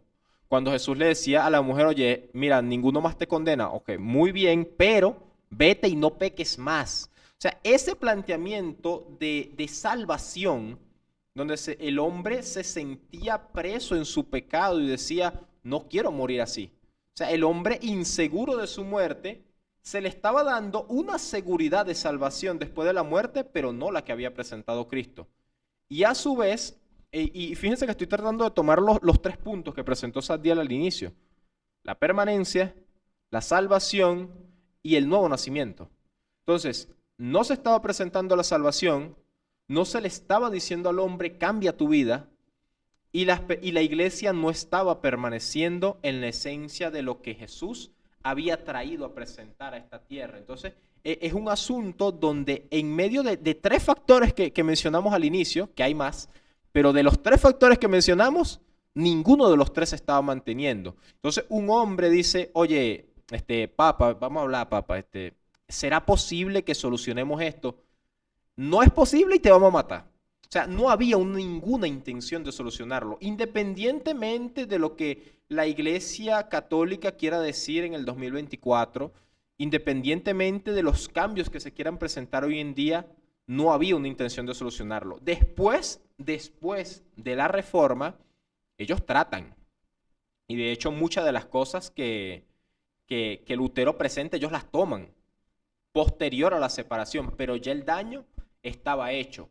Habían perdido la esencia de lo que Cristo había presentado y no habían permanecido en la verdad como movimiento. Con esto no estoy queriendo decir que no podía haber un cura por allá, por la India metido, que siguiera predicando lo que Cristo predicara. No, yo estoy hablando desde la cúpula, de la dirección. Eso no implica que nadie, que alguien me va a decir, no, pero mira que históricamente está fulanito aquí que... No, o sea, estamos hablando en la generalidad.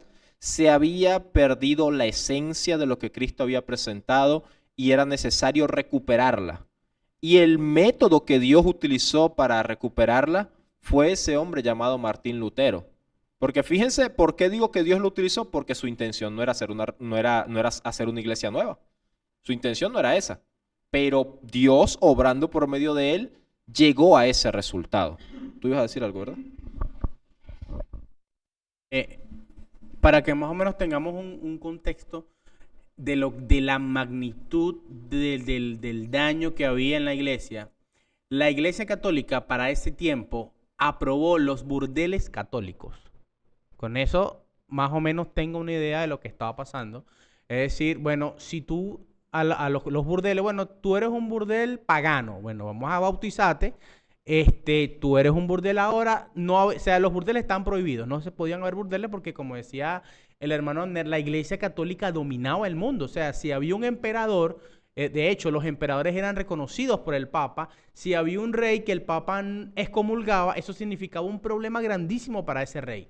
O sea, había un poder tan grande en la iglesia católica que, bueno, ellos dijeron, bueno, los burdeles están prohibidos, y estaban prohibidos. Hasta que dijeron, bueno, pero vamos a hacer algo, vamos a santificar esos burdeles. Vamos a volverlos católicos. Si, eso sí, lo que ganen tienen que darlo a la iglesia católica. Y entonces aparece esa frase que aparece en las películas, el Señor ora por sendas misteriosas. O sea, analice la putrefacción, el nivel al que había llegado en la iglesia, que estaban justificando, bueno, si tú eres un burdel normal, es malo. Pero si esas ganancias terminan llegando de alguna manera a los brazos del Señor, entonces está bien.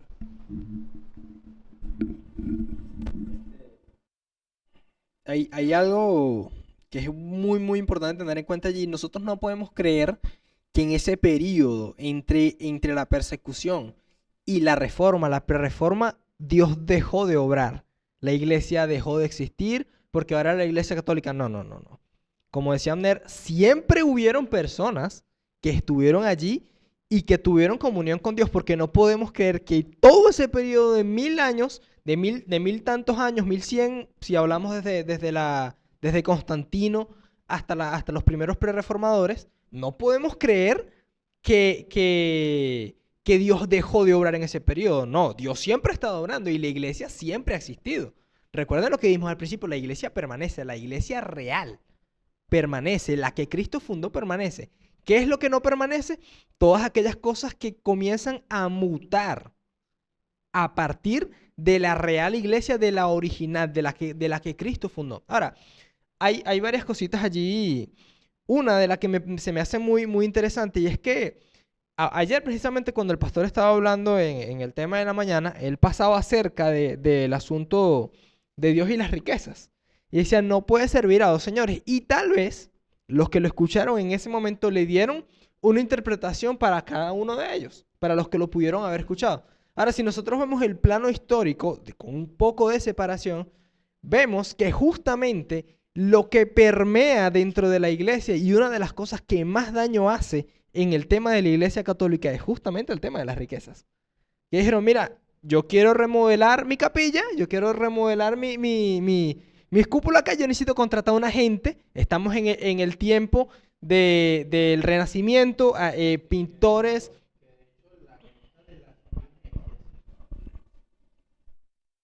La venta de las indulgencias por John Texel, que era el predicador de las indulgencias, era precisamente porque se habían quedado sin fondos para construir la Capilla Sixtina. Se quedan sin fondos para construir la Capilla Sixtina, bueno, deciden vender la salvación para recoger fondos para hacer la Capilla Sixtina. Decimos, bueno, yo necesito fondos porque quiero darme algunos lujos, necesito remodelar acá, de todos modos es para la casa del Señor, yo voy a hacer una pequeña recolecta acá. ¿Y qué vas a vender? Vamos a vender salvación. Vamos a hacer una vendimia de salvación. Entonces, fíjese al nivel que hemos llegado en que Cristo dijo en un principio, y de hecho existe un contraste con que yo estaba hablando ayer con Ander y con el pastor, muy interesante, y es que la iglesia primitiva, por los motivos, no vamos a hablar en este momento de los motivos. Vamos a hablar un poquito nada más de los motivos. La iglesia primitiva, la mayoría venden sus pertenencias, venden sus posesiones para llevarlos a la iglesia, pero esta vez la iglesia no se los está pidiendo. Ellos lo hacen y de hecho Pedro, cuando tiene aquella famosa conversación con los dos que resultaron muertos después por pasarse de vivos, él le dice, pero es que yo no te pedí a ti eso. Si tú lo diste, era porque tú querías darlo, y si tú no lo querías dar completo, no pasaba nada. Fíjese esta iglesia que en un principio todos dicen, bueno, Cristo viene pronto, vamos a juntarnos, vamos a vender todas nuestras cosas para que la obra de Dios progrese, que en cuantico nomás Cristo viene. A una iglesia, que es bueno que lo lleven a memoria, la iglesia de aquel entonces esperaba un reino celestial, aunque entendemos que esa iglesia de Jerusalén tenía mucha influencia de la cultura judía y tenían su problema allí entre el reino de los cielos que esperaban los judíos y el reino celestial.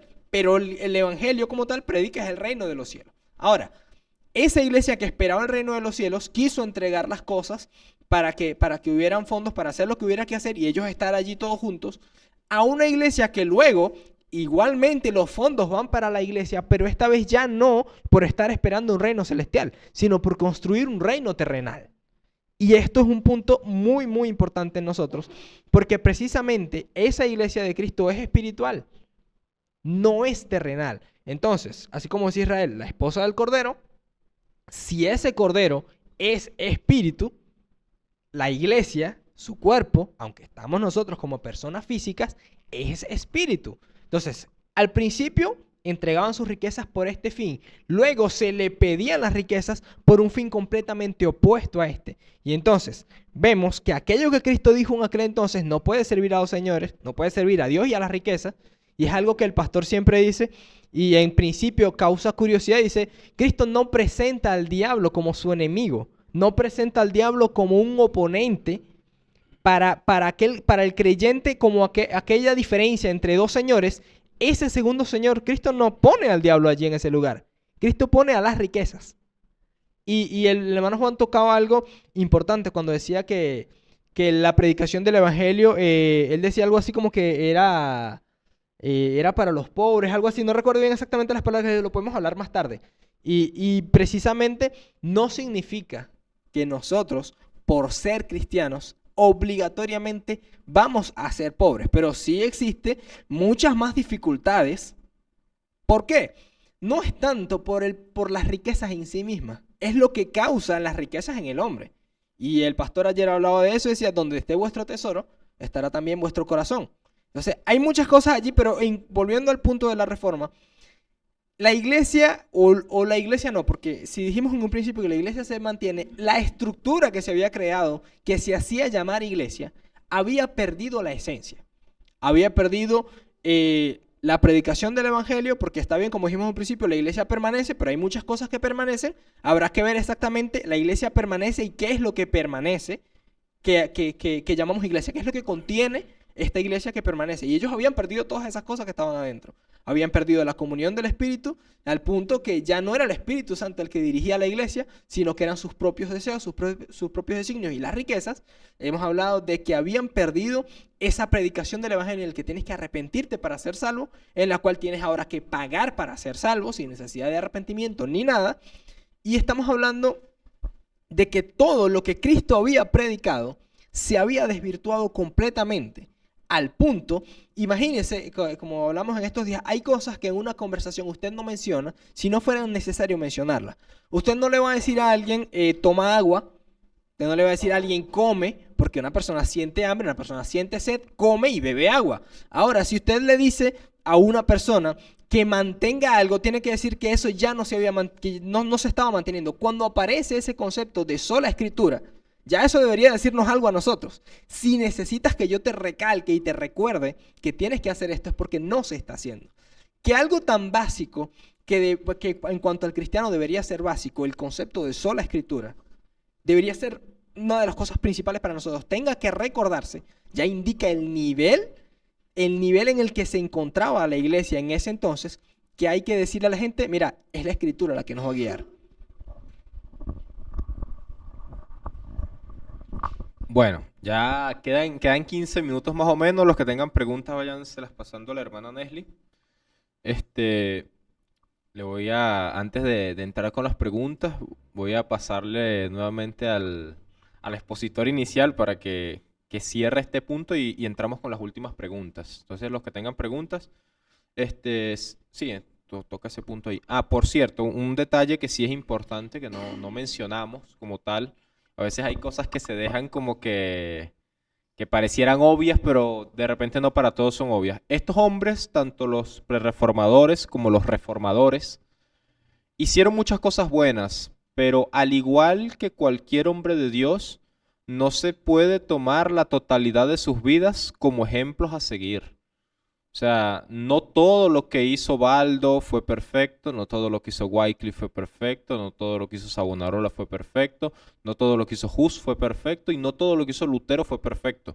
Entonces fueron hombres que trataron de solucionar un problema que vieron y en algunas cosas fueron eficientes. Evidentemente, si investigamos sus vidas, vamos a decir, oye, pero este hombre aquí, esto no me gusta, ¿qué hizo?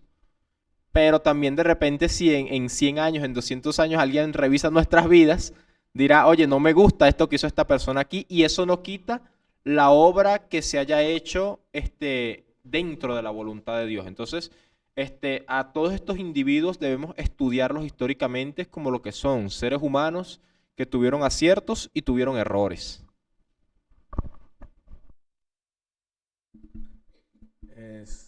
Realmente, como dicen los tomadores, debemos hacer una pregunta, ¿no?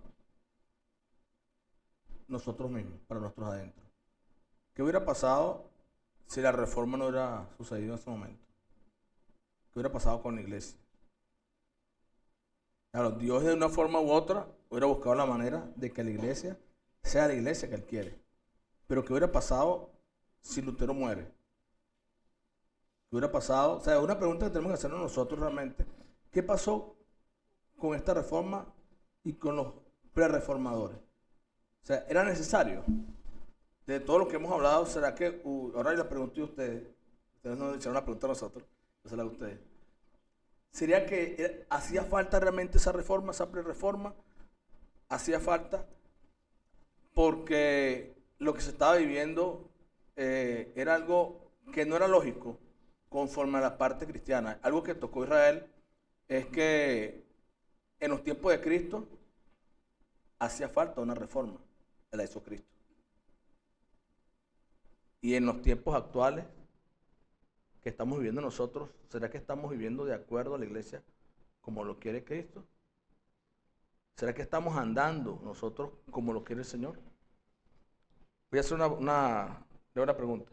Está aquí. Una frase nada más. Okay. Ajá, un comentario. No es una pregunta. La Contrarreforma Católica prácticamente aprobó los postulados de Lutero. Eso significa que Lutero tenía razón. Lo entendieron tarde. Eso es el pensamiento del pastor Luis. Entonces, es una realidad, ¿no? Porque la Iglesia Católica no entendió, pero se dio cuenta que estaba perdiendo muchos seguidores. Ya perdió feligreses.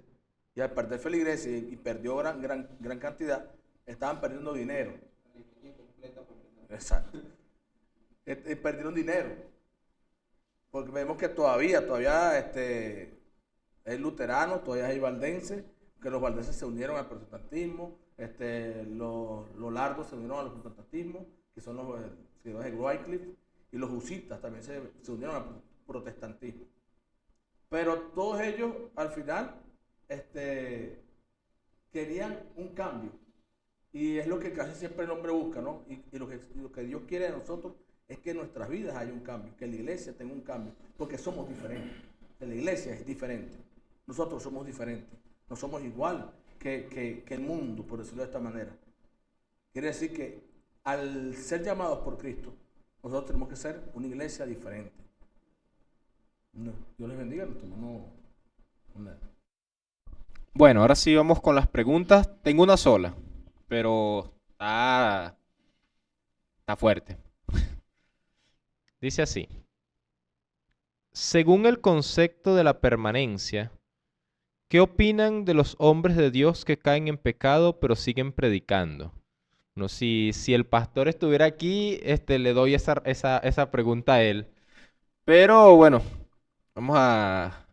¿Se está parando para responder usted? Bueno, pero pase, yo le doy mi puesto.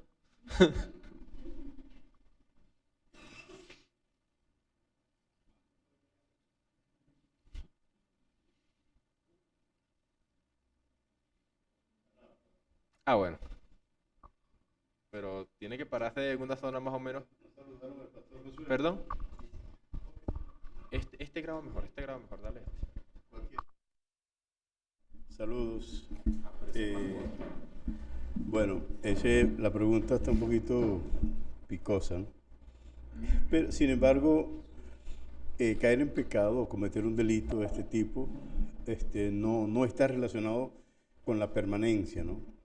Porque eso es una situación que sucede, pero hay elementos importantes, y es que un hombre comete una falta, reconoce su falta, eso es parte de la doctrina, que es lo que se conoce como la reconciliación. De hecho, el pueblo judío no entendía bien el concepto de la reconciliación, y la iglesia del primer siglo no entendía bien el concepto de la reconciliación por las estructuras judías que tienen. Eso significa que cuando una persona pecaba, mataba un cordero, mataba un palomino por ese pecado. Es decir, que el mismo cordero no podía fungir para 2, para 3, para 4 pecados. De modo que cuando en el primer siglo las personas que ya después que se habían bautizado pecaban otra vez, tenían un dilema. ¿Cómo hacemos si Cristo no puede morir otra vez por ti? Entonces es que surge allí dentro de ellos, Dios los conduce. Ya el apóstol Pablo había dicho eso, ¿no?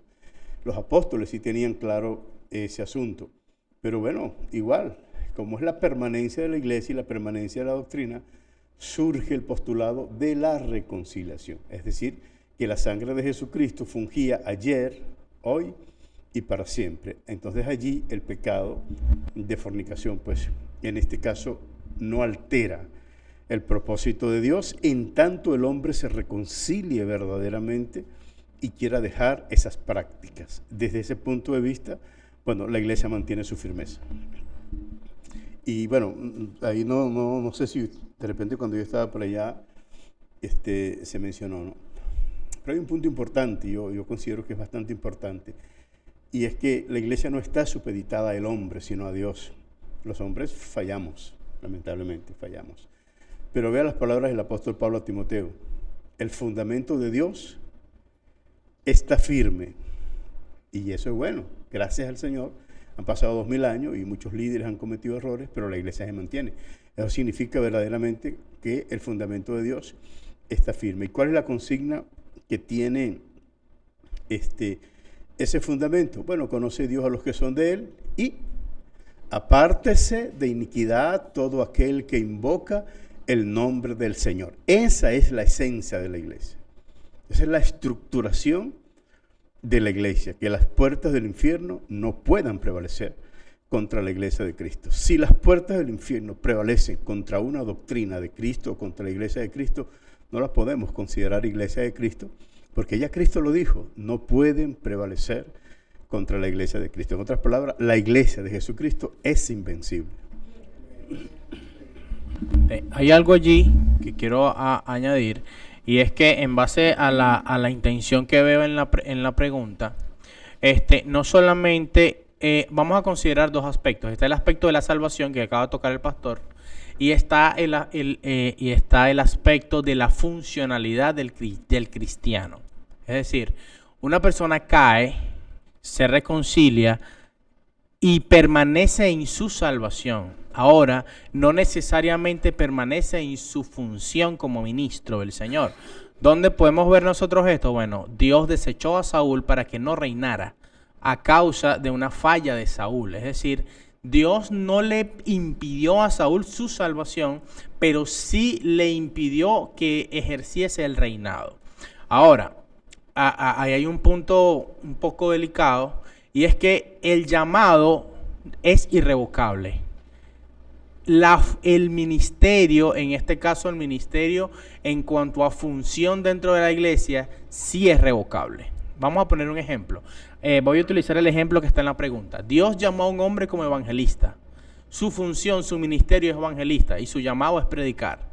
Y cae por alguna razón, por alguna circunstancia, dependiendo de la magnitud de su caída, moralmente él puede quedar inhabilitado para ejercer su función ministerial. Ahora, si Dios lo llamó a predicar, él tiene que predicar. Que no le van a dar el púlpito, vas a predicar en la calle. Hermano, que no me invitan, bueno, montate en el metro.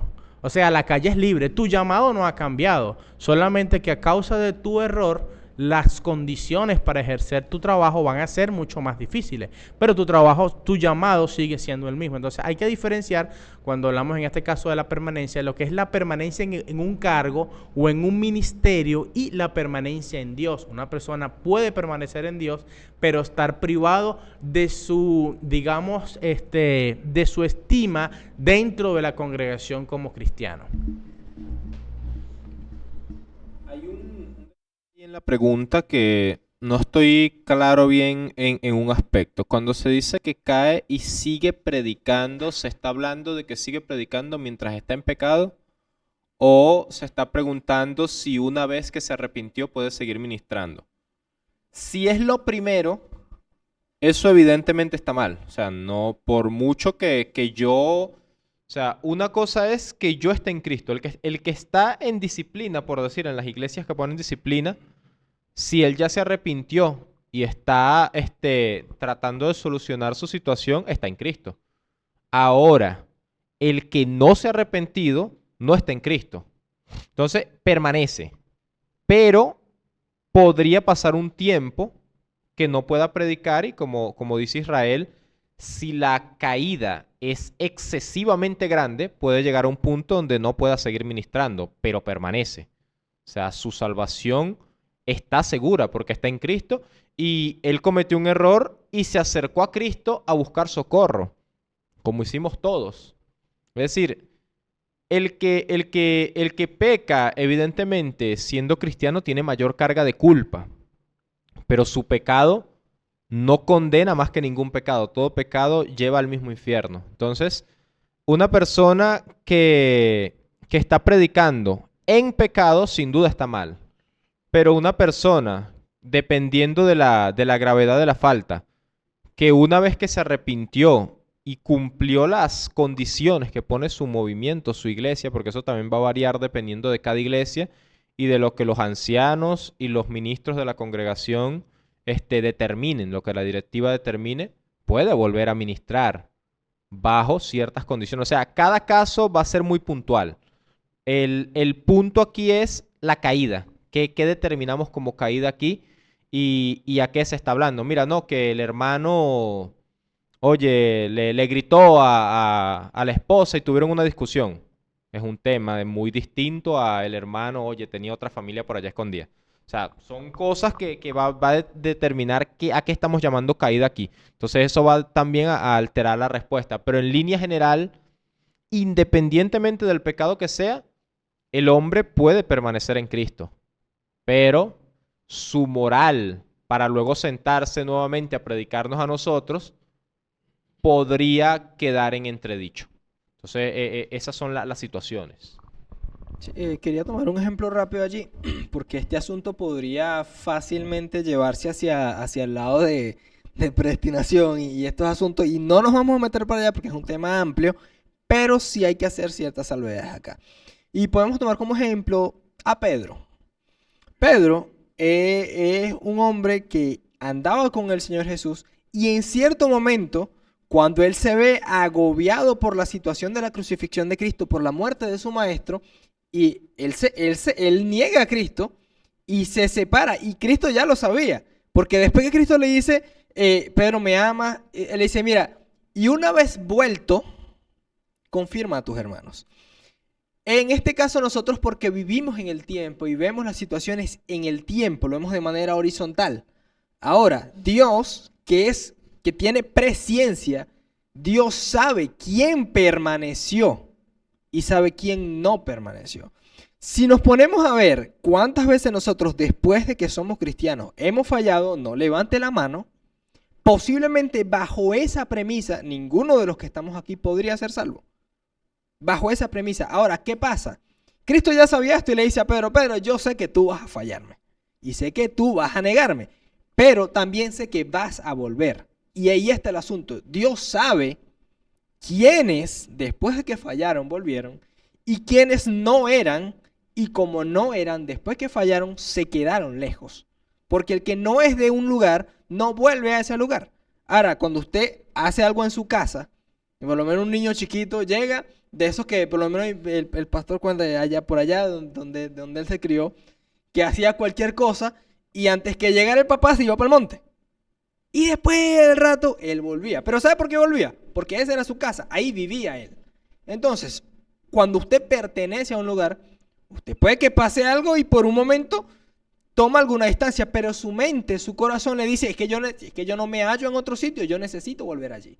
Entonces, no es lo mismo aquel que falla y se queda lejos por decisión propia, que aquel que falla y por decisión propia también vuelve porque es de ahí. Entonces, en cuanto al tiempo, nosotros lo vemos como que sale o entra, aunque no es lo ideal. Pero en cuanto a Dios, Dios no lo ve de la misma manera. Dios sabe quién permaneció hasta el final y sabe quién no permaneció hasta el final. Entonces, para hacer la salvedad de ese puntico, de si falla, vuelve, va y viene, más o menos de esta manera creo que lo vemos diferente, tomando el ejemplo con Pedro. Bueno, creo que no hay más preguntas. No sé si alguno de ustedes quiere decir algo. Bueno, estamos concluyendo, vamos a hacer una oración. Amarilis, ¿cómo está la situación por allá? Ahí hay un cafecito por allá afuera para los que toman café.